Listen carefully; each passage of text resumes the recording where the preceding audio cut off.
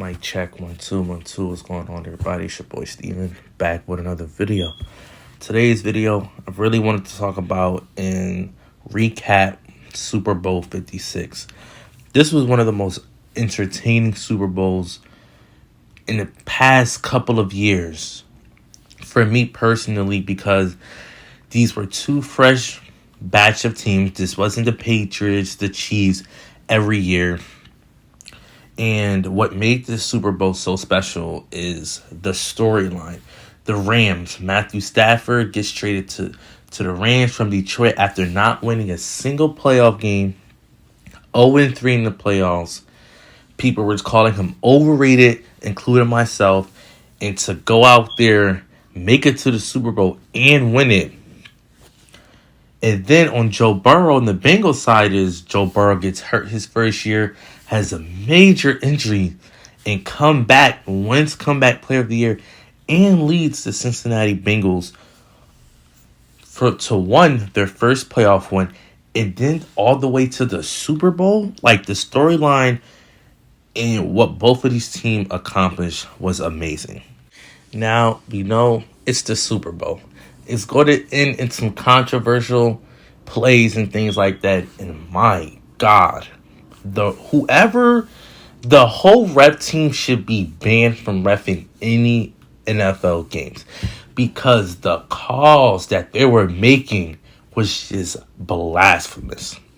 First of all, how do you call a holding on Logan Wilson? That was not holding at all. He played perfect defense and they called the holding. That whole drive, the LA Rams probably had about at least 20 first downs, because every play that the Bengals made, it was automatic flags for an automatic first down. Eli Apple was getting cooked. Okay, I don't know how he was still in the game, because he was just getting burnt play after play. The Rams, look, I'm going to give the Rams credit. What Cooper Kupp did, he legitimately won the Rams that Super Bowl. But that's not act like the rest didn't help the Rams out. And I know you guys going to say, well, they didn't call that play on T. Higgins. All right, I can admit they didn't. But they haven't been calling flags all game.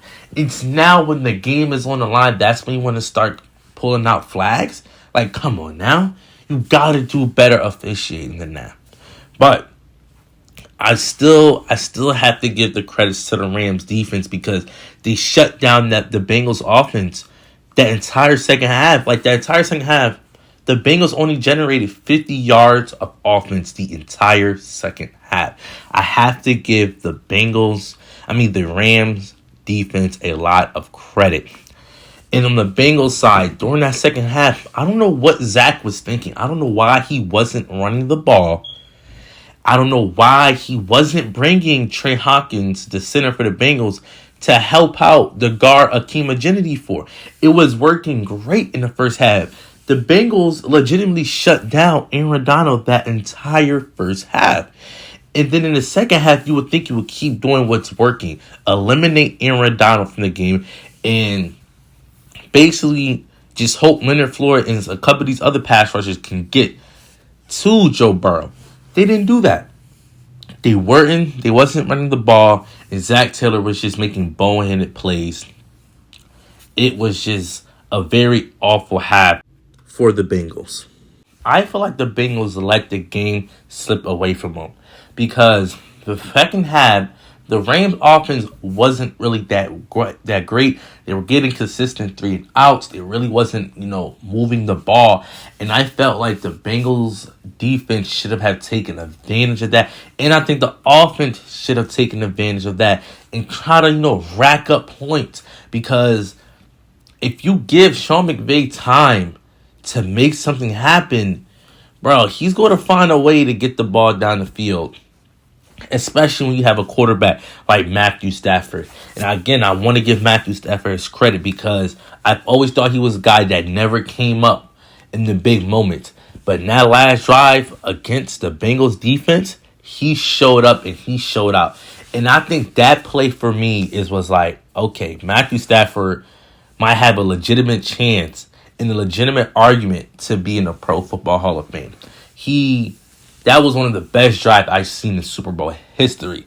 And it was by Matthew Stafford, of all people, a guy that does not show up in big moments, a guy that was called overrated. And that's all I had for you guys today. If you enjoyed the video, make sure you smash that like button. Make sure you hit the subscribe button. Don't forget to turn those post notifications on. And I'm out. Peace. Lately it's looking like everything perfect. Out the mud with it, I put the work in. You can find me where that turf is. Pin precision like a surgeon. Bad ones used to curb me. Showing up to the show when the curve split. She know that I'm worth it, I'm finna go up, I'm aerial. I got the hit stash, got a bracelet for impact. Real tricky, quick to flip a pretty penny to a thick stack. Quick stat, think fast and I talk real. I give a fuck about how they feel. Me and Zay just dropped the propane and it sounded like mass appeal. For my dog, I'ma ride to the wheels kill. Got his hand on the hammer, so keep it legit. I've been the man with the blueprint, I won't stop till I own every brick. I used to lay out in the lawn just to feel the world spin on its axis. Now I got the access and the last laugh, got it off with the passion.